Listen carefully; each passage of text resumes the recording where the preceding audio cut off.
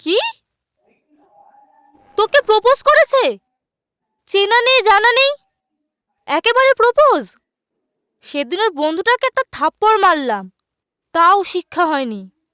দাঁড়া, কাকুকে এবার সবটা বলতে হবে। কেন? এসব ছেলেদের না আমি খুব ভালো করে চিনি।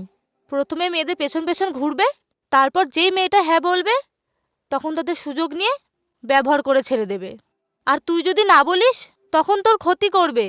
আর তার থেকে ভালো আমি কাকুকে সবটা বলি, কাকু ওদের আচ্ছা করে ক্লাস নেবে। দেখ, তাহলে এবার তুই যা ভালো বুঝিস সেটাই কর।